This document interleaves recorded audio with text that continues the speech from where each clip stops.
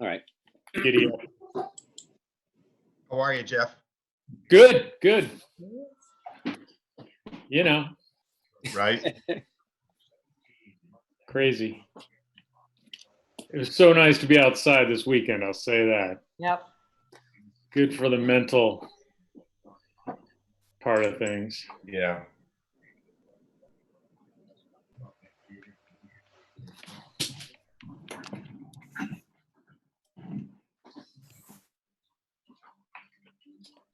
Joe, where's your background view tonight?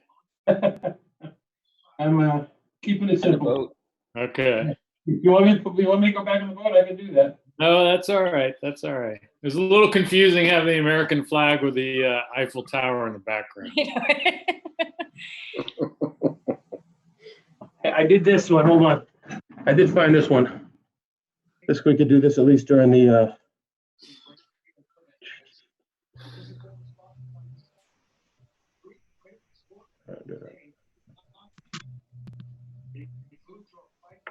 come on, where'd it go? Have any of you guys been using Google Meeting at all for this? Yeah. I like Zoom better because the screen view is better. You can see everybody. I think everyone's here. And there's a filter, so everybody looks better. Everyone looks younger. Oh, really? How's that one? Nice. Filter. Zoom has There a you filter. go. Zoom has a filter. It's nice. All right. You got Rosie on? Yep. Oh, there she is. There's Rosie. Russ is on. Okay. Russ Oh, is there good. she is. All right. So we will get going. Let me find agenda. Okay. All right, we'll get started. Welcome, everybody, to the Town of Hamilton Board of Selectmen meeting for Monday, May 4th, 2020. We will start off, as we always do, thank you, Joe, with the Pledge of Allegiance. It's getting messed up in the back. Flag of the United States of America. To the republic, Which Stands one nation, under God. under God, Indivisible. indivisible, with liberty, liberty and justice for all. Thank you so much. All right. Announcements and board openings. We have board and committee openings, Council on Aging, Hamilton Historic District Commission for an alternate, Open Space Committee opening, Essex North Agricultural and Technical School Committee vacancy. This is actually an appointment by the moderator, but we're just kind of letting people know. I do see that there are a couple people joining us tonight. This is when we typically have public comment for things that aren't on the agenda. Is there anyone that would like to say anything at this time? All right. Now we go to Selectmen Town Manager reports. Do any of the Selectmen they'd like to add at time? You know me, I would, All right. Well, we'll start with you, Rosemary.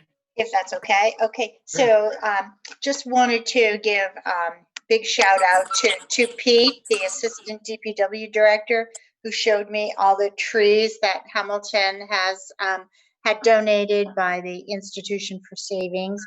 And we talked about the trees, and just in case anybody would like to know, they're Princeton elm, October glory maple, and flowering cherry.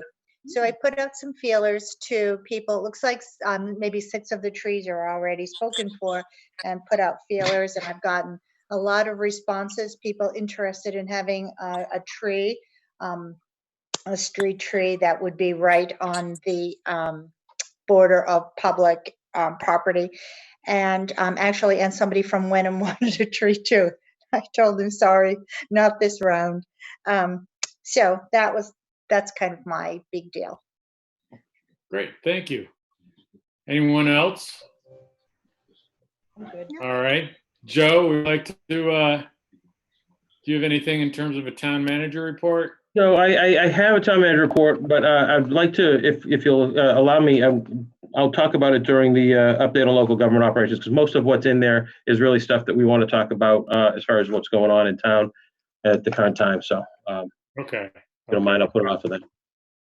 All right. No problem. All right, for the consent agenda, Joe, I think I'm going to need your help with this because on my agenda that I have up here, I don't have the dates Yep. in terms of approving the minutes for Board of Okay. Selectmen meetings. Yep, we have approved the minutes of the March 30th Board of Selectmen Board of Health meeting and approved minutes of the February 24th Board of Selectmen executive session. So moved. Who was that? That was me, Sean Farrell. Joe, may I ask a question? Did you say March 30th?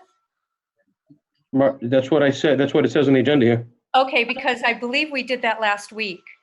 I Oh. think we included that in the consent agenda from last week. I'm looking at the consent Oh. agenda. Okay. And you only need to You worry really about. approved Already both did of this that. then. All right, well then we're just worrying about the February 24th minutes. Sorry about that. Thanks for the catch, Darcy. All right, is that seconded by anyone? Second, Okay. All right, all those in favor? Do we have to do roll call, Joe? Yes. Okay, Yes, please. Darcy, Darcy Dale, aye. Sean, Sean Farrell, aye. Bill, I think he's muted. He muted himself. Sorry, I thought William Olson, I. all right, Rosie, Rosie Kennedy, aye. Jeff Hubbard, aye. Okay, there you go. All right, excellent. Okay, on to the agenda. An update from David, Board of Health Chair on community COVID-19 response. Welcome, David. Thanks for Okay. being. Oh, you're welcome. So Jeff, I'm going to try to be, again, concise here as usual. Let's start with the numbers. I usually do that first. By last count, I believe at the moment, we have in Hamilton a total of 22 residents tested positive for COVID-19. We are tracking approximately 6 in the isolation protocol. The rest, the difference between 22 and 6, have cleared that. And I believe at the last count, there were 4 deaths attributable to COVID-19. Wow. Some people have expressed surprise at that number, but actually that is almost exactly at the average for the state as a whole. That is the per capita rate of deaths in Hamilton is approximately identical to that in the state. However, now when I go to the next set of numbers, there's a big difference. And that is at last count, Essex County is very close to 10,000 confirmed, positive COVID-19 cases. That's as of today. But about at least 2/3 of those can be accounted for, in certain communities. For example, Methuen, Haverhill, and Lawrence up north, and then Lynn, Peabody, Danvers, and some others in the south and west. Those communities really account for the vast majority of our cases. So when you do the per capita numbers, Hamilton, Wenham, I'll combine the two, because they're very similar, are at a COVID-19 positive rate of something like 25 per 10,000 residents. Essex County now is somewhere around 120 per 10,000. So we're maybe 20-25% of the average in Essex County. And I think the fact that, as many of us have recognized and discussed, Hamilton and Wenham are kind of an island in the storm here, just because we're blessed with the community attributes of people who can work at home, a fairly homogeneous community. We have a lot of open space, which is a big help. And I think all of the almost all the residents have taken seriously all the guidelines and orders and so on that we've promulgated in the interest of trying to protect everyone's health and safety. Last week, we at Kate McGuire's request, the board issued an order that restricted access at the Hamilton Housing Authority properties in town, and they are pretty much exclusively right along Railroad Avenue and over to Russ Street. So that order went into effect on April 29th. The reason that we had to do that was because the housing authority is prohibited from what amounts to, in effect, discriminating. in a situation like this. So we allowed access only by the approved health service personnel that are on the governor's list of approved service providers for a situation like this where we have largely elderly residents. That seems not to have caused any problems so far.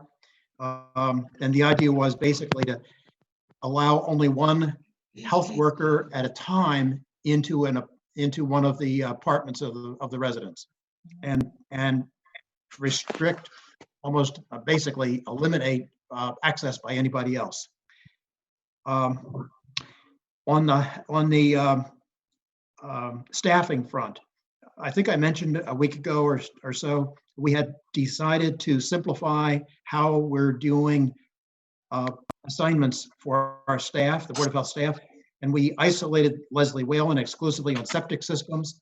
She seems happy with that and is now able to allocate the time that it takes to handle all the septic work in town. And then Chris Lee and I are focusing on the COVID-19 cases and all of the issues surrounding COVID-19. And she's doing a terrific job of trying to cope with what she has to do in the way of contacting and tracking the COVID-19 positives and all of their contacts. We had hoped that this new initiative the governor launched called the Community Tracing Collaborative would be able to help her do some of this work, but I think at the moment, at least, that appears unlikely, just because that initiative has just, the resources have just been entirely taken up with the towns that are in real trouble. Like the biggest hotspot in the state is Chelsea. So let's see, a couple of the issues that we're having to come to grips with here. And in this particular case, the Board of Health of Wenham and Hamilton have to get together to work with Kim Butler to see if we can help devise a scheme for providing access to residents, perhaps on a curbside pickup basis. We're going to have to review that and work on it. It's a work in progress right now. We don't have anything decided yet. Now we get to an interesting one. I'm sure everybody has heard of Governor Baker's order requiring face masks and facial coverings and masks. Can I assume that's the case? It's supposed to go into effect on Wednesday. That's 2 days from today. And I'll tell you already, this is the fault of the media. The news media just simply can't cope with a story like this that has any kind of complication to it whatsoever. They have been broadcasting that, the governor's order requires face masks everywhere all the time.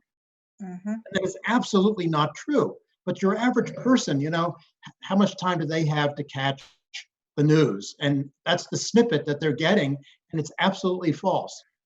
The governor's order is actually, and our order, which we issued 3 weeks ago, requiring face coverings and face masks, are similar but different. They're kind of complementary, I suppose you could say.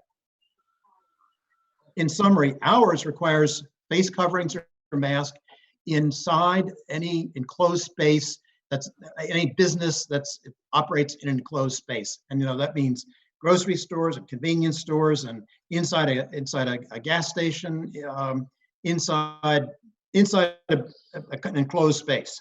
That's what our order requires. The governor's order is a little more complicated.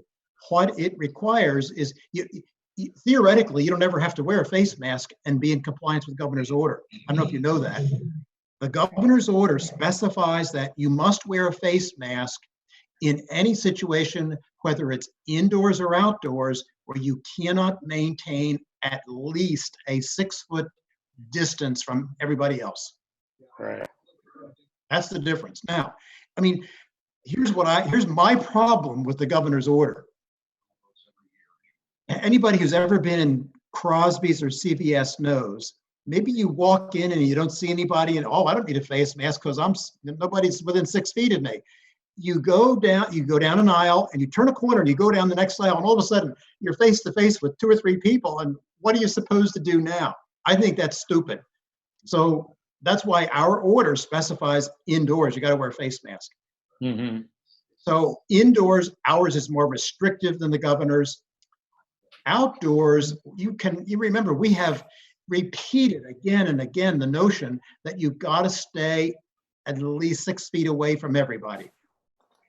Okay, so the governor's order specifies if you can't do that outdoors, then you have to wear a face mask. All right, Hamilton, though, it's a big town. Well, it's a large area with a relatively small population, and for example, if I'm walking up and down the street and somebody's coming towards me, I've noticed immediately they automatically just switch over to the other side of the street right away. They don't come near me on the sidewalk when I'm walking my dogs. So that's the difference. The media just simply has no appreciation for the fine points or subtleties of this. And that's why I think a lot of people are all upset, because they think, oh, now I can't walk out my front door without a mask on. Not true. So what we have to figure out is how to communicate with the residents of the town about what are the differences, the similarities, and how do you comply with both orders. Our Board of Health meeting tomorrow is going to take up that subject. And in the same vein, Chief Stevens was terrific in helping us improve the compliance with our Board of Health order by asking us to give him a batch of like 8.5 by 11 announcement sheets that you probably have seen on the front door of a lot of businesses in town in the last few days. He asked his officers to go out and go in each business and hand a copy of this. No mask, no service, in big bold letters to the business establishment, with a not so subtle message that we're serious about this, and there's penalties attached to not complying. So I was really pleased that he was able to do that. And anybody that I've talked to said that have received these, thank you, great idea. And I think it's definitely improved compliance, was what we were trying to accomplish. That's pretty. We have these 1-hour conference calls with the Department of Public Health every week. We had 2 of them last week. There was so much to cover, and I've got a series of notes from. But I don't see anything here that's jumping out at me that I want to tell you about. Other than that, summer's approaching. And a lot of people are asking questions. Well, are golf courses going to be open or closed? What about camps, like camps for kids? What about RV campgrounds? What about marinas? What about swimming pools? There's a myriad of questions now as summer's approaching.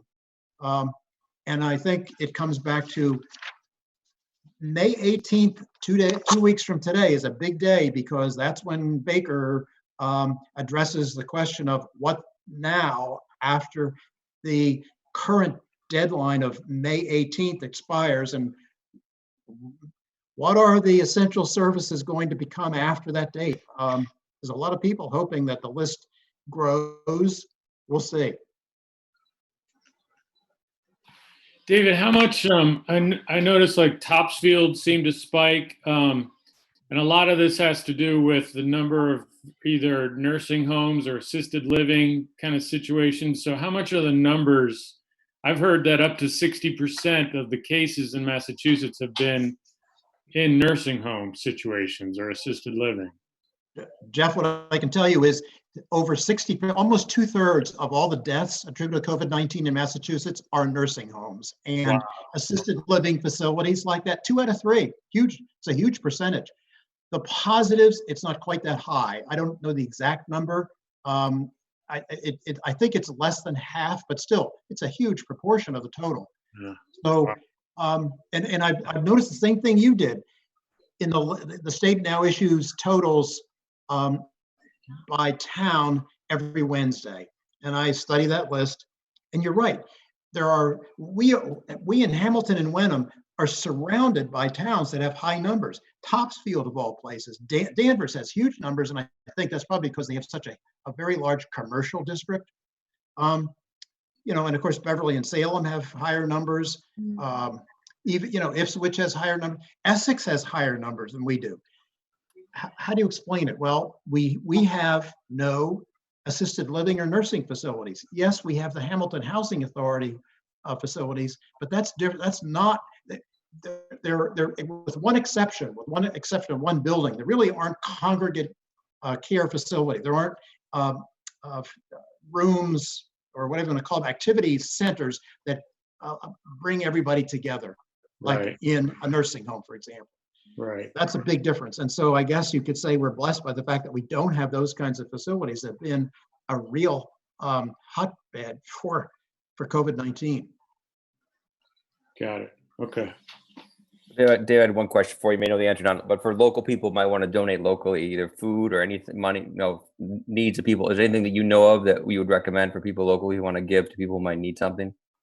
Well, Accord is the first thought that comes to mind. They are looking for donations, in fact, right now, and they are organizing a donation drive that I think is going to happen at the Winthrop School in about a week or so.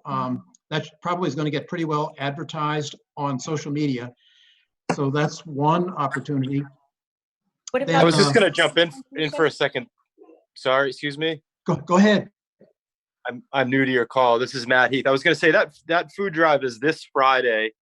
That's May 8th, and that's 11 to 2 p.m. at Winthrop School. Thank you. Thank you. Great. Yeah, this I was Friday. off. This Friday, so right around the corner. So we Super. should all be attentive to that. But yeah, thank you. So I didn't mean to interrupt. No, that's Thank great. I'm glad you Joe, did. is Thank that- you. Is Joe, so is that there's a something we can push out on our social media and maybe the Chief we could- Stevens? we can push that. We could push. I had emailed Stacy Verge last week asking her for some information so I could share it, and I haven't heard back from her. But May 8th at the Winthrop School, we'll get out. Maybe Yeah, Chief 11 to Stevens 2. on those message boards, the electric 11 to message. 2. Oh, absolutely. Joe, that would be a great idea. I think the messages are getting a little stale right now. That would be a great way to refresh it. Sure. I'd also like to mention that the Hamilton Foundation is Right. accepting donations to help folks. And so is the Council on Aging has also been putting together go bags for seniors who are short of necessary items that don't want to venture out. So we've had a lot of different organizations in town stepping up to try to help folks meet their needs, but particularly with the food, Hamilton Foundation and the Accord Food Pantry have been huge. As you know, again, as has the COA and the Meals on Wheels program and everything else. So Yeah. Thanks. Okay, Thanks, Joe, guys. that's my report. thank you. Thank you, David. Welcome. Good question, Bill. Does anybody have anything else for David? No, that was good, David. Very helpful. Okay. Thank you, David. Thorough as always. Thank you. Yeah. There is another issue coming up on the agenda that I'd like to stick around for, though. Okay. I'm glad. All right, we'll move on. Bonus then. points for that. We'll move on then to the next agenda item, which is discussion about off-leash dog. And Chief Stevens, thanks for being here tonight to help us talk through this. Right. So would it be all right if, since I am the person who made this suggestion that we have this on our agenda, I'd like to just make a little introduction to the issue and why I believe it's come to the point that we really need to think about how we're going to deal with this. So loose dogs have been causing problems for other dogs on leashes, which is a hazard to people who are walking the dogs. There have also been complaints from board members at Tobacco Woods, and the ECTA Outreach Coordinator has voiced complaints about this. In fact, there was an email about this issue this very week. The ECTA board director has reached out to our dog officer. She had tried 3 times and she still hasn't heard back. So I'm hoping that our dog officer will be able to get back to her. So here, and I just like to introduce a few things, a few specific instances. Aside from the constant frequent postings on Facebook that talk about loose dogs and the problems they're causing going onto people's properties and defecating, and owners having to clean up after somebody else's dog. There was a posting on Facebook that somebody's dog went onto their private property and killed chickens. I have a specific instance of the private property horse farm right here in Hamilton, where my horse lives, watched people riding through on their bikes with loose dogs who chased several terrified horses. The dogs didn't respond to the owner's calls and they took off to parts unknown. Vet bills for injured horses are very expensive. Okay, so let's see. So I asked the owner of a loose dog running around and jumping on people, maybe he should think about going to the grass rides, which is part of Appleton Farm. It's on Highland Ave near Cutler Road. It's a wonderful facility where people can take their dogs. Horses don't go there. People in general don't walk that because they know it's a place for dogs.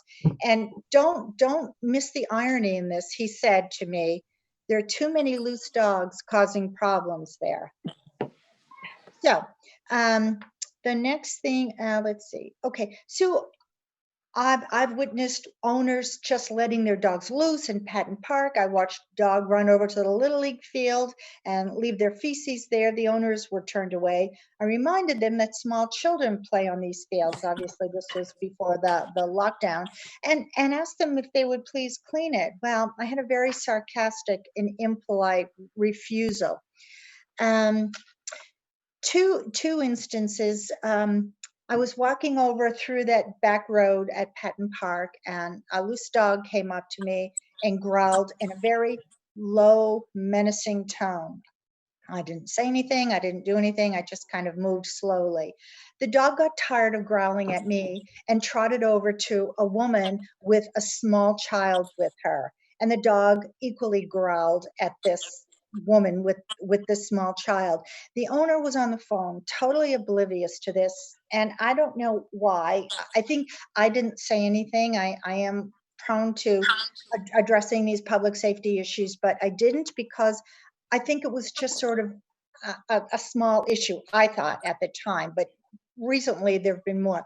So finally, I wanted to talk about an incident that was the one that the straw that broke the camel's back for me. I was walking down Union Street. It's just 500 feet down from where I live. And I was walking in one direction, and this man was walking in the other direction with a dog on one of those retractable leashes. So the dog was loosely leashed. Anyhow, the dog got up to me and lunged at me. I was terrified. I jumped back and I screamed. And the owner, not only did he not restrain the dog, not only did he not reprimand the dog, but he started to laugh and walked away. He thought it was hilarious that I was terrified. And that to me is, this issue has gone so far over the edge that I feel that we need to talk about what are the penalties for loose dogs, threatening dogs, aggressive dogs? What are the enforcement procedures? I'll tell you, in my line of work, I have seen many a person who's been bitten by dogs. And let me tell you, the pain and the expense of enduring rabies, a series of 4 rabies vaccines, antibiotics, and a trip to the emergency room is not something to sneeze at. And so these are the things that I think makes it necessary for us to address this issue. Thanks, Rosie. Chief Stevens, would you like to kind of describe what's existing, complaints that you received?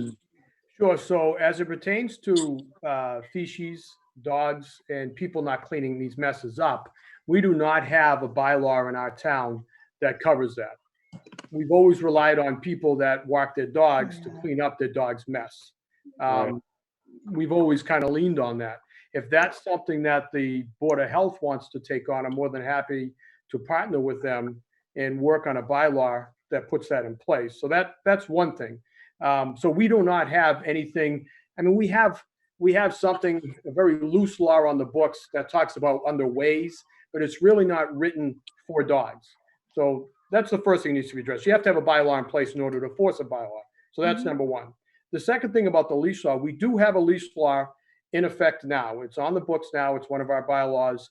And basically for the first offense, it's a warning. For the second offense, it's $50. Third offense is 60, and fourth offense is 100 within a calendar year. So we do have that on the bylaws now, one of our bylaws. So that is in effect now. The problem with, and then I'll get into our animal control contract that we have in a second. Part of the problem I think we may have to do is maybe go on a larger education campaign. Maybe we need to start thinking about putting signs at Patton Park so people know that. I am big on educating people before we take enforcement action. I think you need to educate people first. So I would ask the board to consider doing signage first and see if that doesn't help out. We have roughly 1,494 dogs that are licensed in our town. 1,494 dogs that are licensed in our town. That's a lot of dogs. You consider the size of our town. We have an animal control officer that's a stipend employee, and as an animal control officer, she's scheduled to work approximately 9.5 hours, not scheduled. She's got 9.5 hours roughly in the town of Hamilton per week. We co-share her with Manchester by the Sea. So it's a joint relationship. The contract is to cover two towns. We do need to be careful about scheduling her for any set hours in our town. And if we go over 20 and/or we schedule her, we're looking at a benefited employee. So we're dancing on that line. So we need to think about that as well. Our animal control officer is reactive, not proactive, meaning she's supposed to respond to calls. And I'll talk to Rosie offline about the call that when Rosie mentioned she hasn't responded back. So I'll have a conversation with Rosie afterwards about that and try to get some more information on that. But our animal control officer she just responds to calls. She's not on active patrol. The other thing we don't get a lot of, and I ran the data, we don't get a lot of calls about loose dogs off leash. If it's a dog bite, that's a different story. We get calls. I don't get a lot of calls about people saying, hey, there's a dog running down such and such a street, or there's a dog on a certain part of Patton Park, or walking down the back access. I mean, everyone knows that road that goes to the end of Patton Park, that's where people walk their dogs. That's kind of common. There are people walk dogs on the schooling fields of Myopia. That's not our property. Our bylaw does say that if you have permission from a property owner, you can allow your dog to roam on their property without being leashed. So our bylaw does allow that as well. There is a leash law there as well. If I have a piece of property, I live next to Rosie Kennedy, and I ask Rosie, can I let my dog run on your property? And you say yes, then I can do that. That's what I just said, bro. That's what I was referring to. Right. Well, I was just saying that there were signs that are marked in all of our parks that say no dogs. There are signs in Patton Park that says no dogs, period. There are signs. Is that playing field behind the library, is that Hamilton or Wenham? Does anybody know? That's Hamilton, right there, Okay. right behind. Yeah.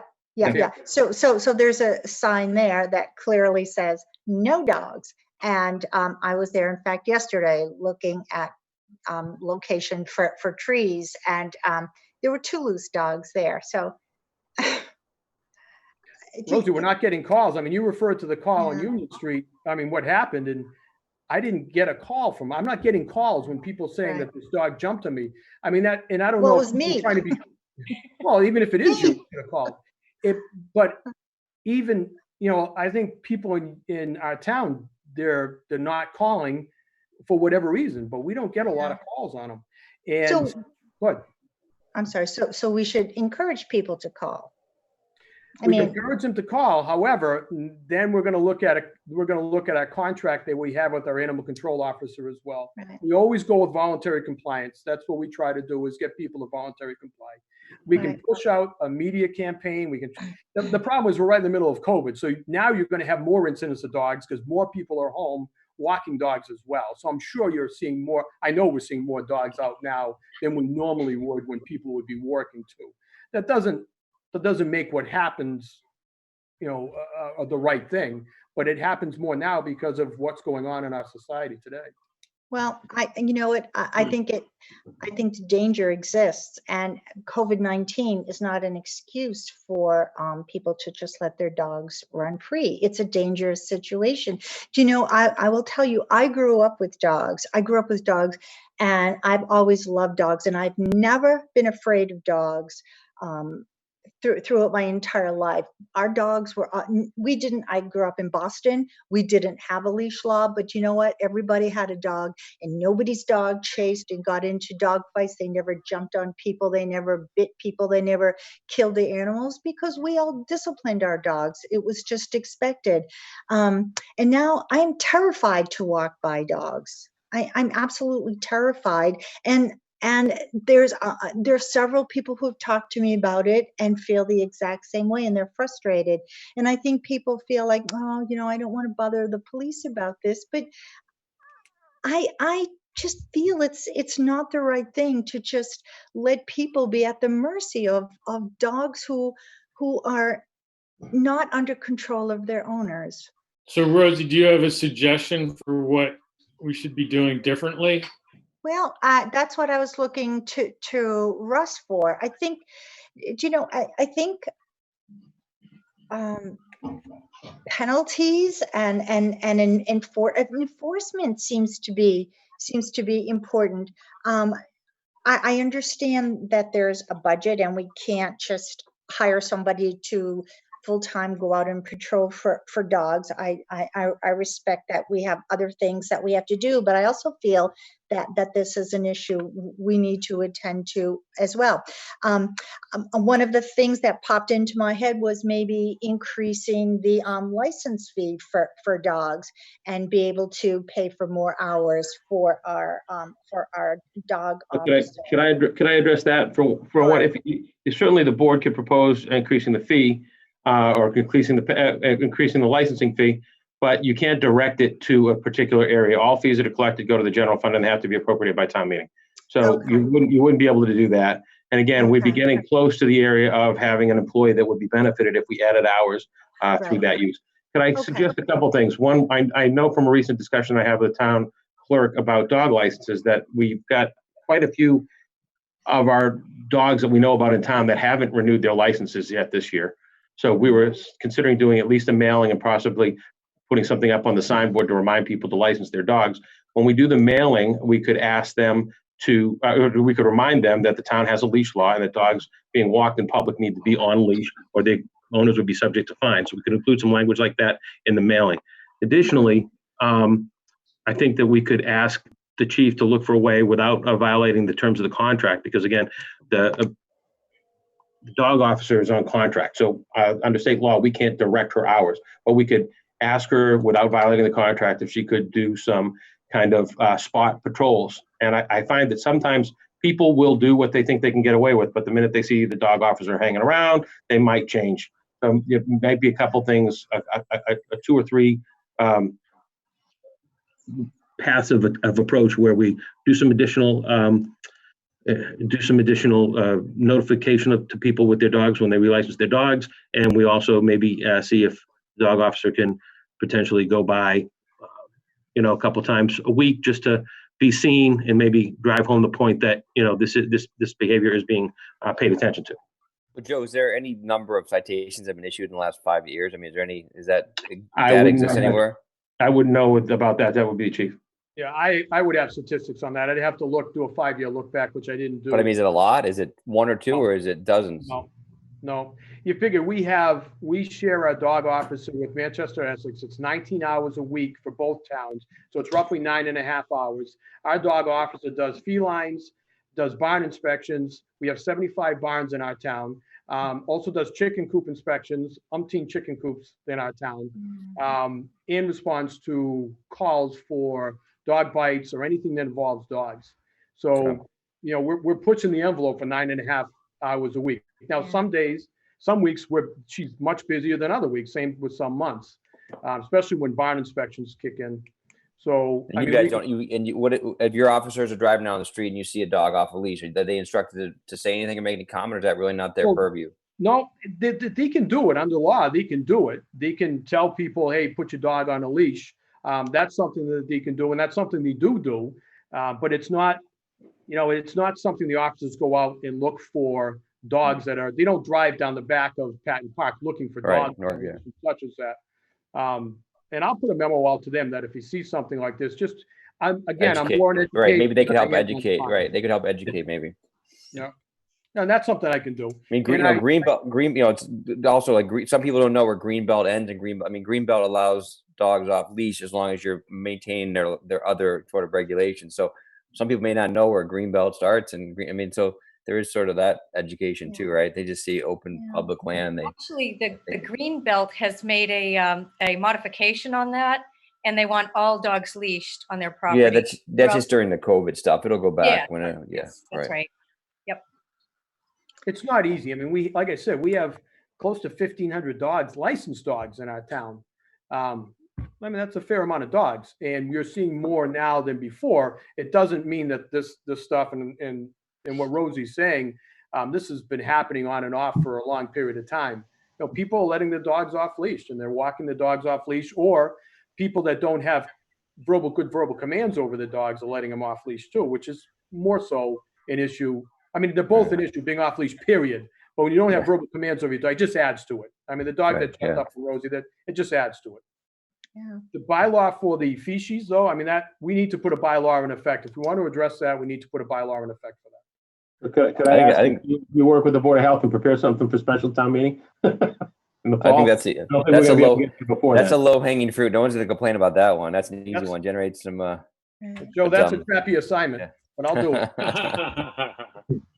But I think education. I don't want to change things drastically and punish the people who are doing the right thing. So I think we need to educate, and I think maybe if more people with eyes on the ball, Chief Stevens, maybe just if you guys could just help educate as part of all of us too. I think that would be helpful.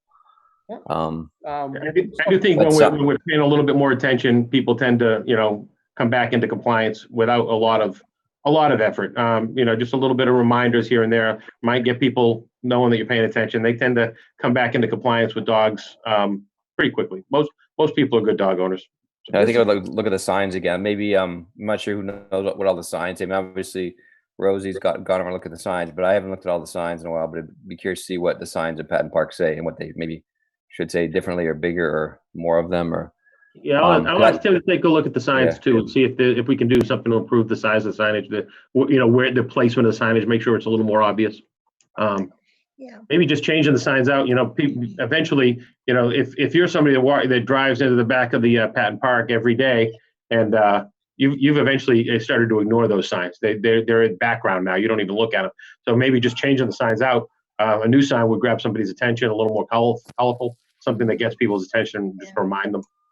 Yeah, and I agree. There are many, many dog owners who are very responsible, and they're nice dogs. It's just some, and it's not just a few, but there are some who just are recalcitrant with polite requests to put your dog on a leash. And those are the people that I think we should zero in on to educate. And if we have if we have a bylaw that allows for penalties and people are continuously just flouting the law, they should be fined. There should be consequences to bad behavior. People can be very seriously hurt from dogs.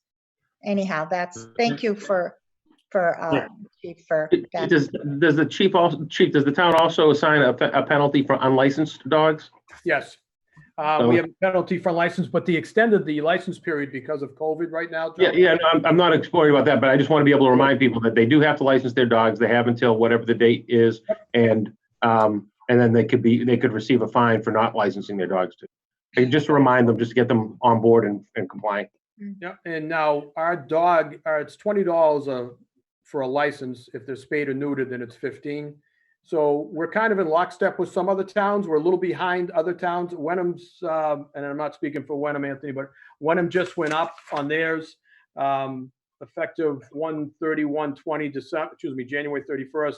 They're 35 for neutered dogs and 40 for others. I mean, so we're a little behind Wenham, but we're on par with some of the other towns. We can look at that. I can do a survey to see how far we're behind. I don't know if we want to up the fine. Up the licensing fees or not. I mean, it's something to think about. We can take a look at it, Joe, and talk about that at a later time. Good. All right. Rosie, though, can we give me a call tomorrow, or maybe we can Zoom myself and you, so I get some more information from you, though, on some of the dog issues that you have, so I can look into these? Sure, that would be great. And I wish I'd had the foresight to ask this person with this dog who lunged at me. I was just so startled and so afraid. And what should a person do? I mean, he thought it was funny and he just walked away. So what can we do? What can somebody do in that circumstance? Well, in that situation, you could dial up the police and we'll come down. The officer will come down. They'll talk to you. They'll talk to the dog owner, and the officer can issue a citation right there for the dog owner if that happens. So that's an easy one. So that's an easy fix. You know, if there's something more involved, then that's when we call the ACO, the animal control officer, to come down. In our towns, many towns like ours, we don't have a full-time animal control officer that actually goes on and patrol in an animal control van. We don't have that. We don't generate enough calls. We don't have the call volume, nor do we have the population or the dog population to warrant that. But we can definitely address these issues that you bring up, Rosie. It's more of an education. And if the signboards weren't being used right now for the messages, we would put something up as a reminder about the leash laws we have in town. Yeah. And when this COVID disappears, then we'll start using the signboards for a different message. Thank you, Chief. I appreciate it. And I will be in touch with you tomorrow. Yeah, please do. Thanks, Chief. You're welcome. Thank you, Joe, Chief. Joe, may I add my 2 cents here? Sure. Okay, I'll make this brief. You touched on one of my pet peeves, and I say this because I have a couple of Irish Terriers that I walk over to Pingree Park every day, and you know, a chunk of Pingree Park is actually in Hamilton. A lot of people don't know that, but there are at least 3 signs, big, plainly lettered signs in Pingree Park that say, "Clean up after your dog." And one of my favorite photographs is the one I took of a big pile of dog poop right in front of that sign. So obviously someone either was illiterate or they just didn't give a damn. And so I'm becoming of the belief that you really have to attack this problem from about 10 different angles. One of them I'm just going to call shaming. You've got to shame people who leave their dog's mess behind and create a public health risk as a result. There's a good avenue for public education, is you're putting the public health at risk when you fail to clean up after your dog. And the problem is it's all over town. I mean, St. Paul's Church, right up the street here, I walk around there a lot, and every day there's another pile of dog poop left, I guess what, for the priest to clean it up. I don't know.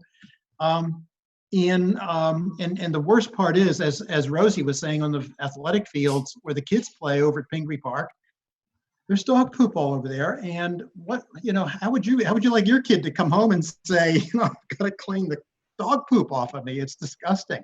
So a lot of people have asked me about this on the the usual Facebook posts, and I've said, look, as soon as I think we can get this COVID-19 thing under control, that's going to be my next mission, is a public health education campaign about dogs in town, focusing on, I think, the 2 issues that Rosie has raised. There's a leash law, observe it, and I'd love to get a bylaw passed that basically makes it illegal to have your dog poop on wherever and not clean it up. I think it's disgusting. So that's where I'm going after this COVID-19 thing, is at least under some measure of control. So I'd like to be a part of the Solution. the ad hoc group that Right. As effective as you are with all the other hats you wear, I'm glad to have you working on it. David's on David, I You really noticed, clean up. I'm astonished too that the number of bags of poop I see on the ground, like that people take their time to bag it and leave the bag with the poop on the ground. That's you're the right. worst. That's another, the people rant about that all the time. They say, what the hell are you thinking? You clean it up and then you leave the bag behind. Yeah. What's that all about? Yeah, yeah, crazy. All right, Oh, excellent. All right, good discussion. Thank you all. On Thanks, to Chief. You're welcome. next guys. item here. Yeah, thanks for being here, Chief.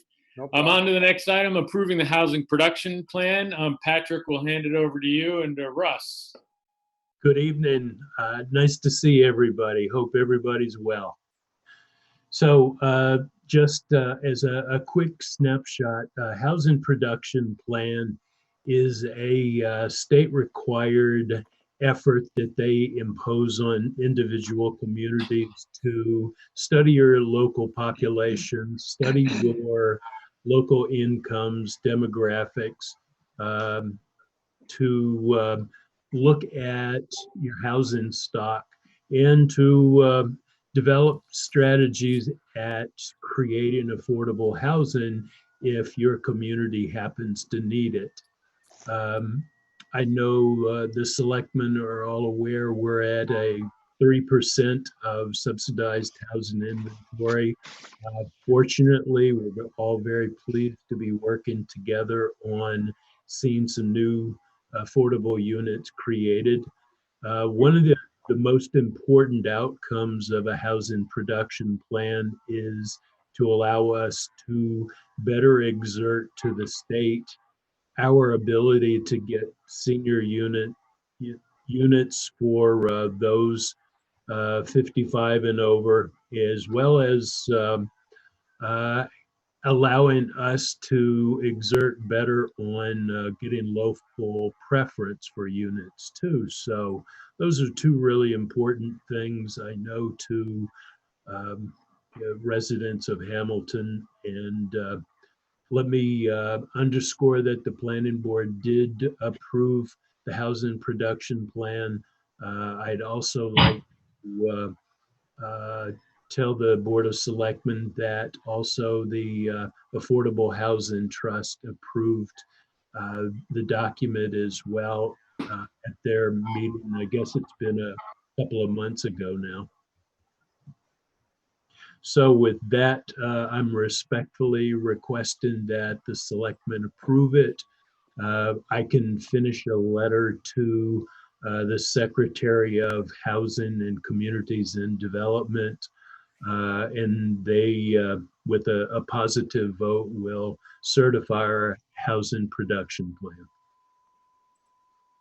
I Great. haven't had a chance to plow through the whole document. I'm about halfway through. So I'm going to suggest that we have time to read it and digest it before we vote. What's your time? Yeah, what's your timeline, Patrick? What are you trying to do and when? So You know what? I would rather people feel comfortable with it and vote when you're ready. We don't have a gun to our head. I do want us to have a certification before the state receives our 40B application coming from the Asbury property. I'd like to see it also to allow us to address units there at the HDC property as those affordable units come up as well. So, you know, we don't have a gun to our head immediately.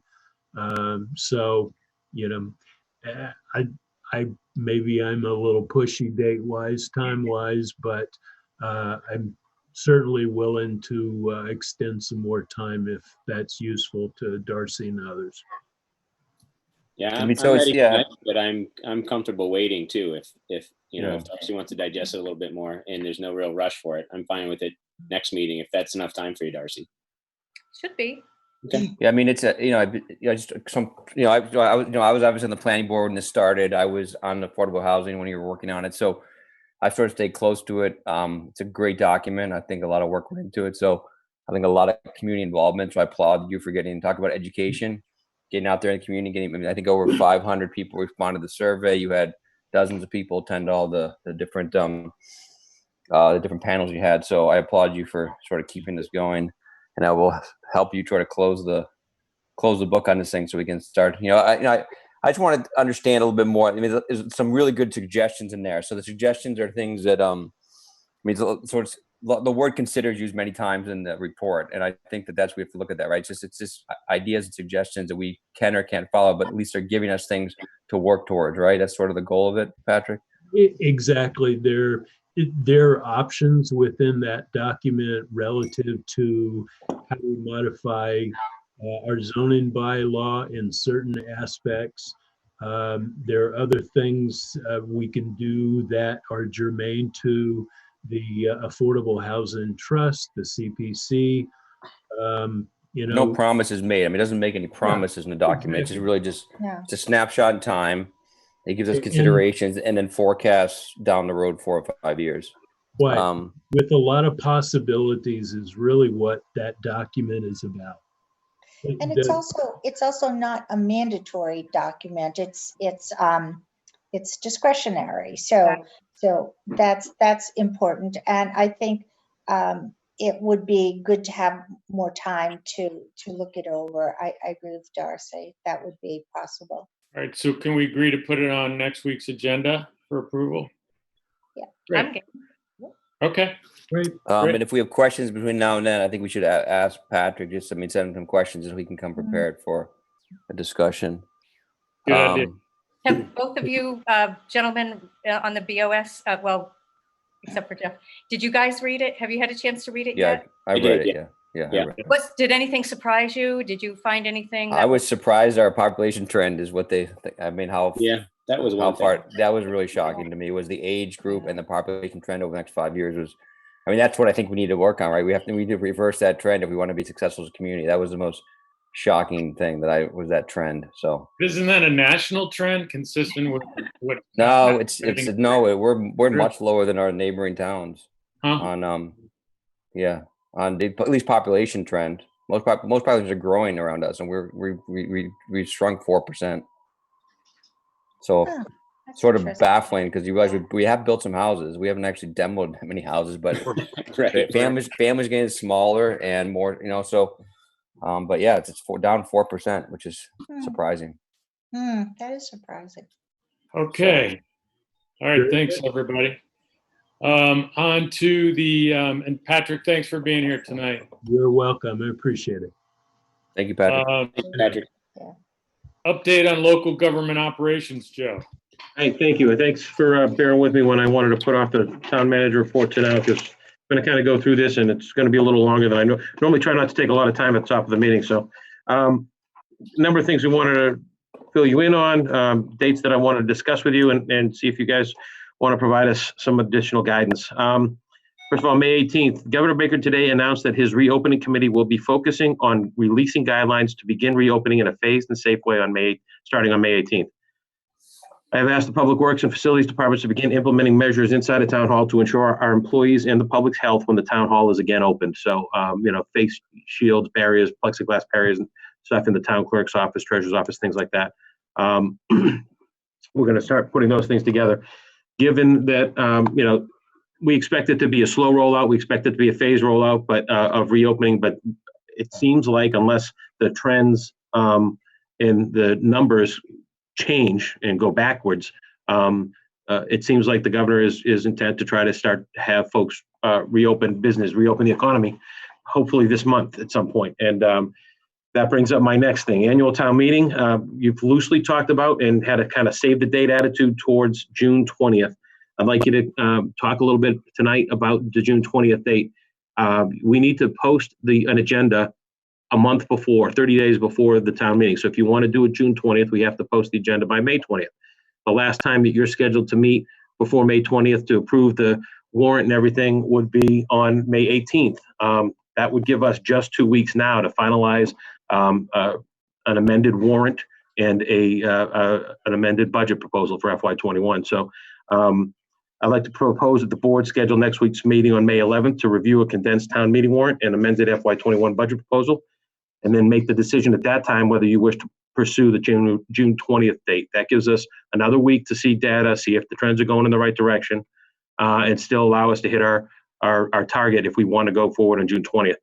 If you vote on May 11th to go forward on June 20th, that doesn't mean that if things change and all of a sudden the governor winds up closing things again later on, the town moderator can always go to the appointed time with 10 registered voters and open the meeting and delay it for up to a month. So we'll have flexibility, but if you want to be able to do it at all in this calendar year, the clock's running out on us getting our clock started.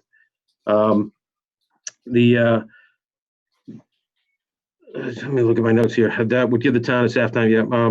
Yeah. Would also give us about 6 weeks to begin planning for the where and how of annual town meeting. Do we want to pursue the outdoors at the football field? Or another location? Do we want to pursue it indoors? I spoke to the interim town clerk today in reviewing recent town meetings and kind of the demographic of who shows up at town meeting. She is concerned about getting to the 75 quorum, but she's also, if we do it indoors, but she's also concerned about the logistics of doing it outdoors. So I've assured her that if we do decide to try to do it outdoors, my office will be very, very involved in making sure that we do it in a way that provides us as few hiccups as possible. I do think that at a quick glance at the warrant today, I noted about 4 or 5 articles that could probably be pushed off to special town meeting in the fall. I was already planning to do, for instance, the capital plan and things like that. Depending on what the school department decides to do with its budget proposal, its budget recommendation or request, we could potentially push off the school capital and the additional school funding. My understanding, and I'll get into that in the budget section in a minute, my understanding is the school committee will be looking at that this week. So based on what they do, we might be able to condense and just do one budget article. I discussed it with the chairman of the FinCom. We'll be having a meeting with the FinCom and myself and Marissa on Thursday night at 6, a virtual meeting through Zoom. And we've been meeting with the FinCom liaisons to go over the department budgets with the department heads all of last week. I think we had 8 Zoom meetings on Thursday and 3 or 4 others on Wednesday to try and accomplish that. So we've got some ideas. We know the target we're trying to get to. We're not there yet, but we're working on it. So do you have any questions about what I've gone through so far to that point? I don't want to keep. Joe, is FinCom sure that they'll have everything prepared in such a short period of time? And if so, are we going to be doing mailings that include the FinCom? Yes, well, just as we would have before, we would mail out the warrant and the FinCom book of recommendations. We'll be meeting well, as I said on Thursday night, so I'll confirm with them, but they had already analyzed and made their votes on all the previous, remember, this got shut down less than a month from when town meeting was originally scheduled. So they had already done a lot of their work. The biggest lift for them right now is going to be the amended budget and budget proposal. And they've been working with us right along all last week. So I think that they'll be in pretty good shape to, feel comfortable about what we're proposing, hopefully by this Thursday. It may leak a little into next week, just like I said, based on what we get back from the schools, for instance, or the library, and I'll go into the library in a second. So I think that they'll be ready, and we'll work with them to help them get their thoughts out into their book of recommendations. When will those documents be sent out? Do you have a date already? We generally mail them out so that they're in people's hands the week before. So we probably, if you make the vote on the 11th to hold it on the 20th, and then you approve everything on the 18th, we'll try to get the FinCom to finalize their recommendations that same week and send everything to the printer the Friday after the 18th, which will be the 22nd. So we'll send it to the printer on the 22nd and try to get it back in time to be able to send it out in mid-June. Okay, thank you. So Joe, what about the possibility in terms of thinking about possible inclement weather? Is there a possibility of having it at the high school in the auditorium and then just using the overflow room and maybe a different, and maybe a third room, since we're hopefully going to have those great clickers? I haven't specifically talked to the school about it. A couple of opportunities at the school. We could do the gymnasium, which is larger. think the echoes Joe, will be your different. speaker's muffled. Yeah, your microphone got covered up Thank somewhere. you. Is that better? Yeah, you Yes. covered it up. Yeah, sorry about that. We can talk to schools if you want to pursue indoors. We can look at the gymnasium, the cafeteria is overflow space, and as always, the auditorium. We were pricing a tent and a floor for underneath the tent if we wanted to try to do it outside. The idea would be that the tent would cover you, and if it was as long as it wasn't a real big rainstorm. You're fading out again. I'm sorry. I don't know. Yeah, your mic is dying. But Call his papers. We've requested prices on tents and a floor for the tent so that we could put a floor down and put a tent down on the football field, for instance, and do it that way. I did ask Turning Technologies if their voting clickers would work outdoors. They said it does. They might, for that, if we went outdoors, they probably want to boost the radio signal a little bit, but they generally goes about 300 to 400 feet, which is more than the length of a football field. So if you boost it a little bit, we'd be covered. We could socially distance 100 or so chairs in under a tent that would be 60 feet wide by 140 feet long, and leave room at the front for a dais and a screen to be able to present the articles, with a place for the town moderator to stand and such, and then do the voting that way. So it's possible to do it outdoors if you want. It's possible to do it indoors if you want. We can work out where and the how once you decide that you want to do the date. So. Are we gonna be one of the first to do this, or the last, or right in the middle? I mean, obviously, We're not the only. We're not the only ones. I know, for instance, Marblehead's already voted to declare the last date in last weekend in June for their town meeting as well. So there are other towns that are already thinking about it. Some of what we discussed at one of the previous meetings, as far as if we are reopening, how do you not go forward with having a town meeting? The logistics of trying to do 1/12 budgets and whatnot is way more cumbersome and difficult for us than it would be to do one town meeting, reduce the warrant, get down to just the articles that we need to open the year, and take up non-essential items in the fall. I'm in favor of an outdoor feedback here. I'm in favor of an outdoor meeting, so I think that would probably be the best.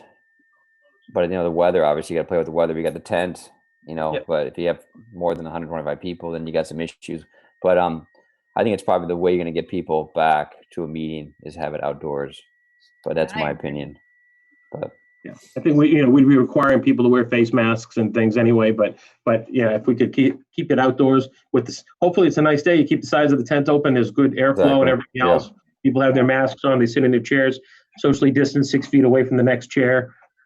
So we're hoping. Michelle and I were even talking about things like the normal, coffee and snacks that are provided. If we're in the position where we're not allowing Cumberland Farms to do self-serve, why would we do self-serve? We'd probably just put a bottle of water on everybody's chair and go with that. Just cancel the food. So we'll save ourselves a little money on food that we'd have to spend on a tent. Right. Yeah. I mean, it's too bad we got to spend money, but I think it's the right thing to do. It's the right thing to do. So I don't know, is the high school free? I mean, is that how it works? We don't pay a thing for the high school? I don't have to pay the high school. I do have to fill out the form though. They did send me the form. They want us to complete it if we're going to use the field. So I need to fill that out. There was potentially some interest from the school department for using the tent as well after we're done with it. So, if that happened, I'd ask them to, kick in towards it. Maybe my counterpart in Wenham would want to talk to his board of selectmen to see if they want to participate and use the same high school field right after us. We could go in from 9 to 11, be done with our town meeting in a record time, 2 hours, and then turn it over to them. That'd be great. I was just gonna say a great idea. It's a great idea. I'm partially joking. I do think that we should make the decision based on what we think is best and plan to fund it. And then if one of our partners wants to step up and also utilize the tent, that's just gravy. That helps. That makes it easier. I agree.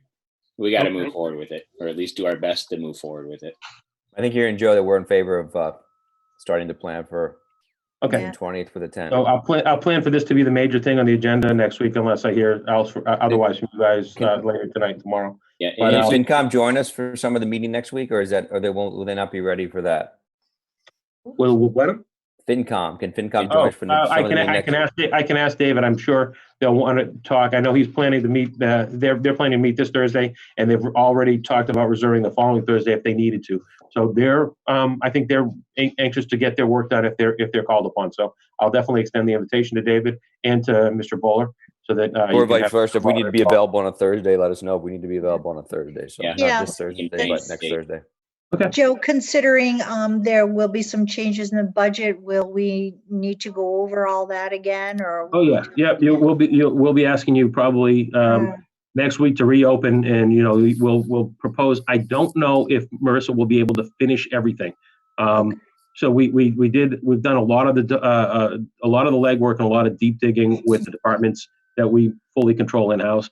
But as I said, a big portion of our budget, 60% of our budget, our annual spend is from the schools. And so we have to see what they're going to do. They're meeting. Obviously, your board is meeting with the Wenham Board of Selectmen and the school committee in a roundtable discussion tomorrow night with our state legislators Right. on another Zoom call.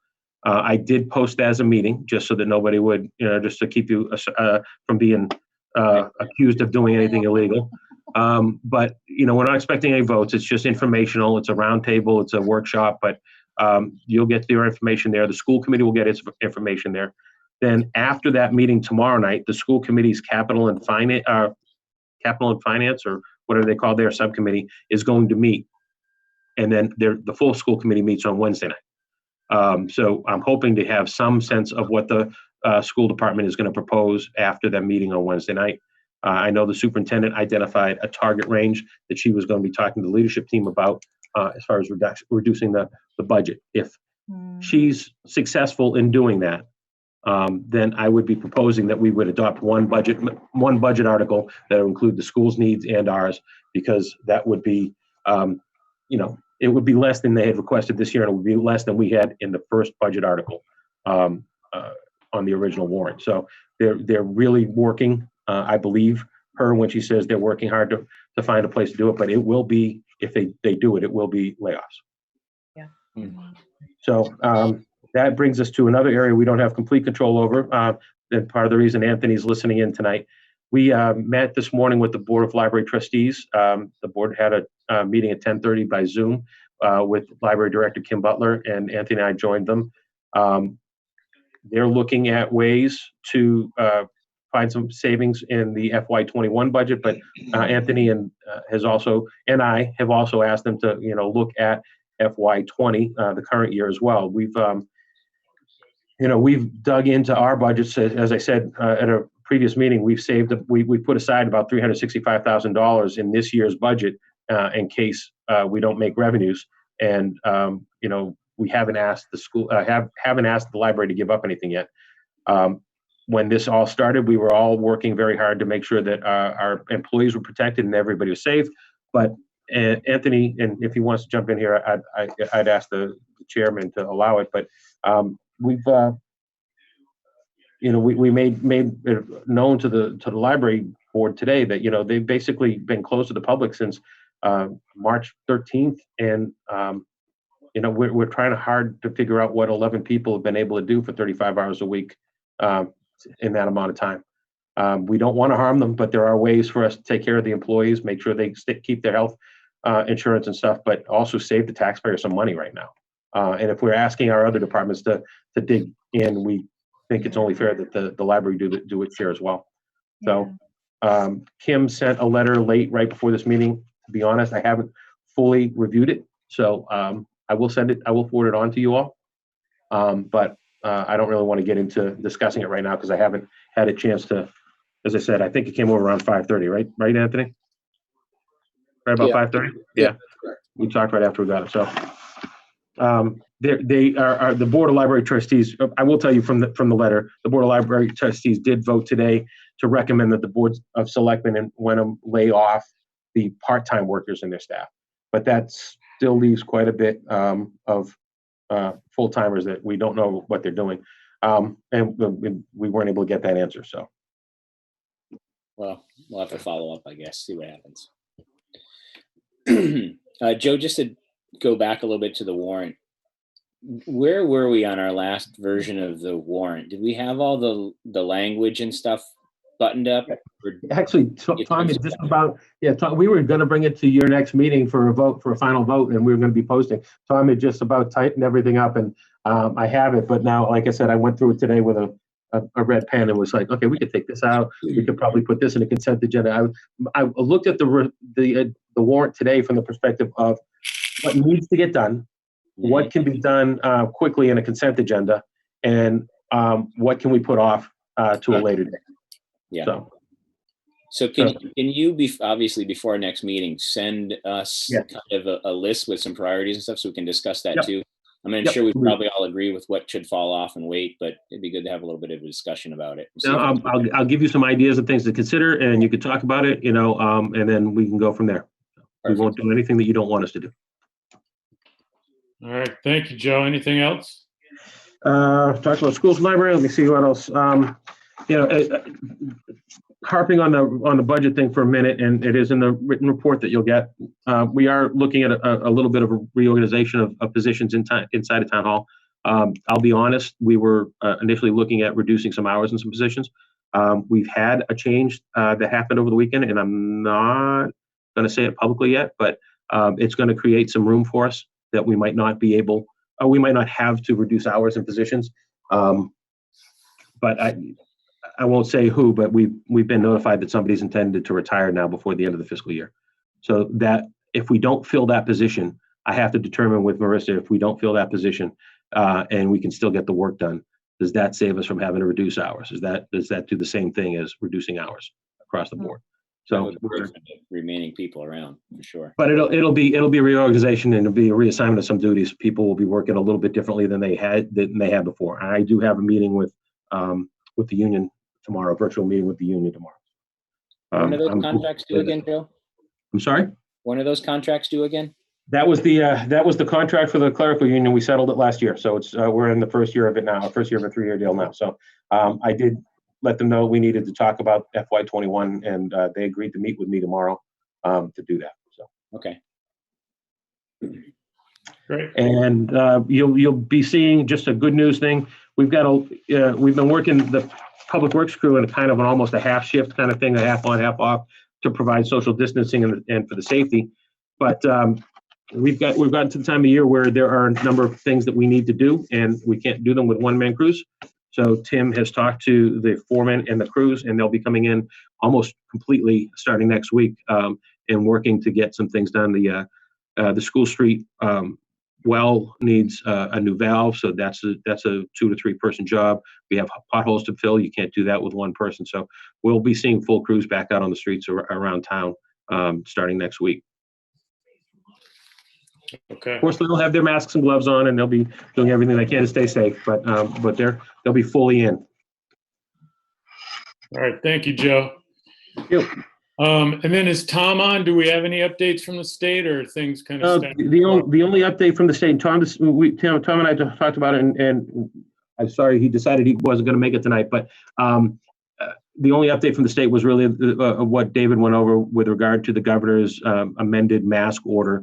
And I think David more than covered it in the vagaries and the differences between our local bylaw and the state law. So I think we're probably in good shape as far as state actions. There've been nothing new. We're still hearing that they might be doing something to help cities and towns with, town meeting quorums and things, but they haven't taken up any new legislation.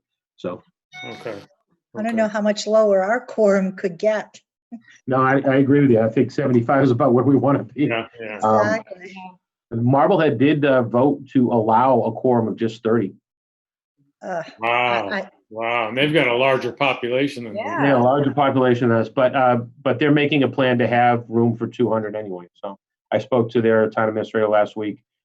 He said the quorum's limit was changed, but that doesn't mean that we expect 30 people. We're still expecting a lot of people, but just like us, they've reduced, just like we plan to do, they've reduced their warrant from I think 30 articles to about 12. And they're just going to try to take up what they have to take up now, and then deal with what they can push off at a future date. Does anybody know the average attendees for a spring ATM? Is it like 300 or so? I thought that was that pops into my head around 300. 320, 350, I think is about the average. I mean, I could be Yeah. wrong, but I kind of Depends what's on remember the that. warrant. Yeah. It's a function of whatever's on the warrant. Right, that's Well- true. And sometimes we've gone up to 900 Yeah. on some big Yeah. hot button issues, but I think the average is about 300 and Right. change. You got 900 at town meeting? Yep. Where did you? A special town meeting. Yeah, oh, Right. yeah. Oh, yeah. Where did you- Oh, yeah. Contentious town meeting. Wild. We have them. The We winter. won't have those while I'm here. All right. I'll hold you to that. Hey, Joe, before you guys move on, before Joe goes on, this is Anna talking. Has there been any further conversation about the local election date? I know you had talked about June 25th. Are Yeah. you thinking about plans to make that happen as well, or is that still kind of on hold? Yeah, no, so if I could just fill in there, it's in my written report, but I did fail to say it, so thanks for keeping me honest there, Anna. Our town bylaws basically say that the town meeting is supposed to happen 5 days after the annual town election.